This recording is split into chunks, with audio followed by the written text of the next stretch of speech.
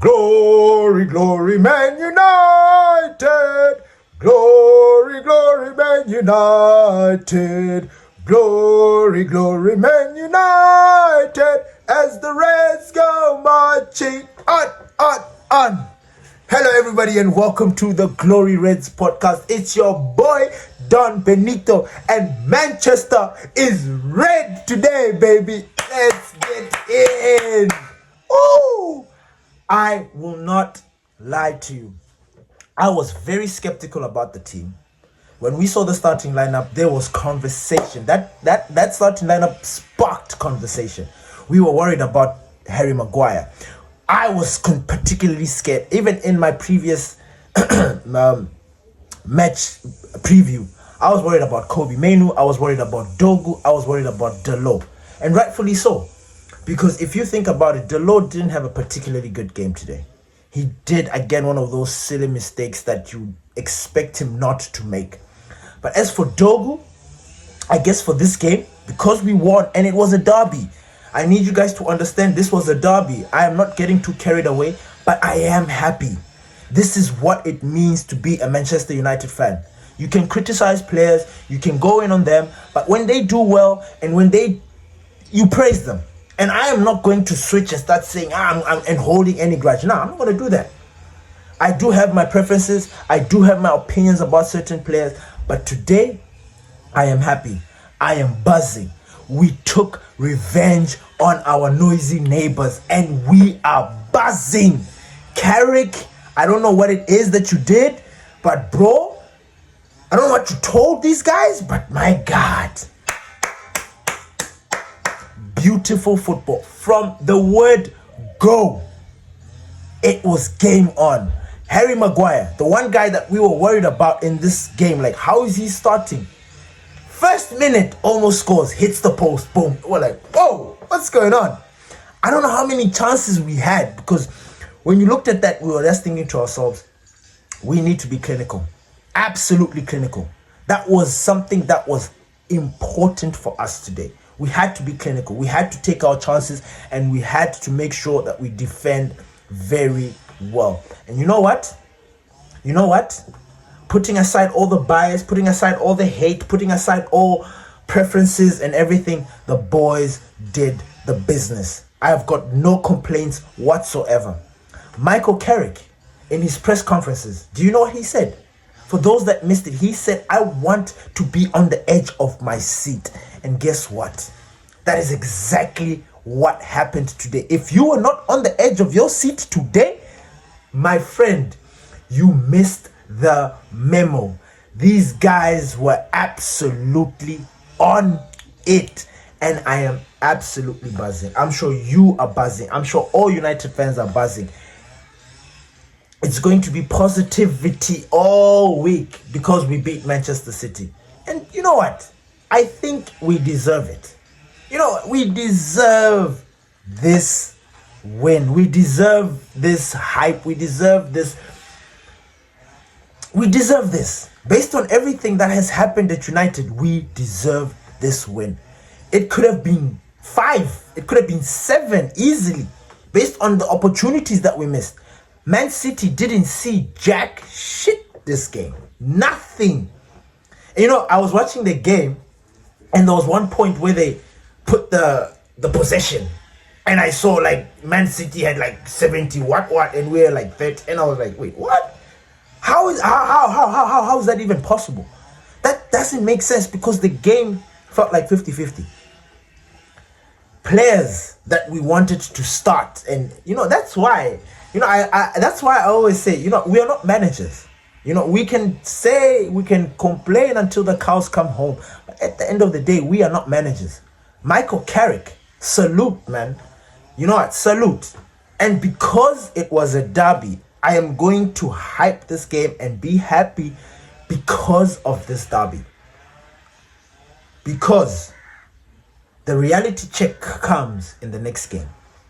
Manchester United is famous for stepping up when it comes to the big games. Arsenal, Man City, Liverpool. We always step up. We always play our best games when we are playing Chelsea. We always play our best games when we play against traditional top 4, top 6. But then when we play the lesser sides, that's when we all of a sudden capitulate. That is where all of a sudden we as fans start turning on each other, turning on the club, start wondering what is going on. I'm not having this thing that Man City, it was a bad Man City or Man City were off. I'm not having it. I'm not having it. It was a derby. We said it. Anything goes in this kind of games. And I commend these boys. Patrick Dogu, salute, man. I was hating on you. I hated on Dogu this before the game. I was very critical about him. And you know what he goes and does? He doesn't get knocked off the ball as that easily. He's making the runs. He was very intuitive. He was just on it today. I was wondering, why is Dogu starting over Cunha? It made no sense. And then Cunha comes on and just does the absolute madness. And I started to think to myself, if Cunha started this game, what would have happened? What would have happened if Mateus Cunha started this game? Benjamin Sesko didn't even get a lick. Can you imagine? Didn't even get a lick. Now, like I said, this was a derby. There were bragging rights on the line. It's one of those games where it's pride. And I am happy we took revenge, because the last game, they beat us 3-0 at the Etihad. It could have been 3-0 today. It could have been 5-0 today. It could have been 7-0 today. But I will take the 2-0. I will take the clean sheet all day, every day, and tomorrow. I am buzzing. I am happy.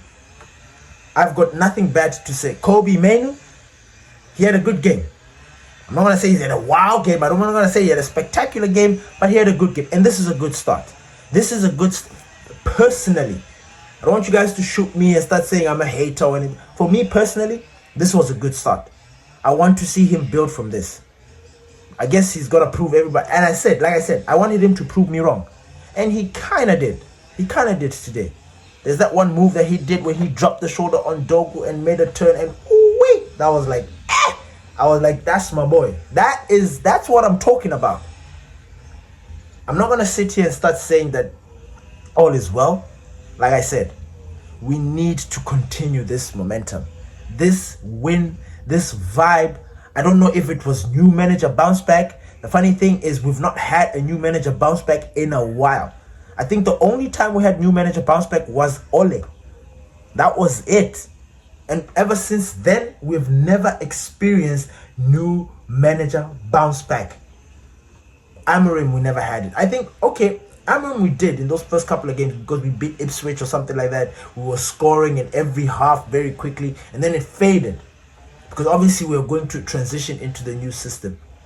But it seems like, yeah. And I am not going to sit here and start blaming Amorim for him trying to impose his system on United. Everybody's going to start saying, why is Amorim is useless, this. Now, at the end of the day, it was Ineos that hired him. It was Ineos that knew what Ruben Amorim was coming with. They went there and brought the manager in. They should have brought somebody else in that maintained the system that we were used to. Then perhaps maybe things would have been different. So I'm not going to sit here and start blaming Ruben Amorim and start saying that, look, hey, Ruben Amorim was wrong or he was useless. I don't want to do that. I understand the game of football, and I'm not going to do that. So, United, thank you so much for this victory. Lord knows we needed this victory. I know we're temporarily sitting on 4th or 3rd right now. I am buzzing. I know things are going to change because the game week is not yet done. But so far, so good. So far, so good. Michael Carrick, big man, I hope you maintain this. And I don't want us to think that this is the end, because this is exactly what happened to Ole. Do you understand what I'm saying? This was the exact same thing that happened to Ole. People forget. They forget. All of a sudden, it's like, hey, Carrick at the wheel, or Carrick for manager. Let's not get carried away. We want to see consistency. Our boy with the afro that needs to shave his head, let's at least shave his head, and then maybe we can start saying that, okay, let's start having this conversation. How is the football? Are we playing entertaining football? Yes, that's exactly what we did today. Entertaining football. edge of the seat kind of football. Bruno Fernandes was absolutely magnifico. Ahmad, oh boy, that post, boy. Mateus Cunha, Manny Mace comes in and then he just, you know what? I have got nothing to say but praises. That was an absolutely amazing game.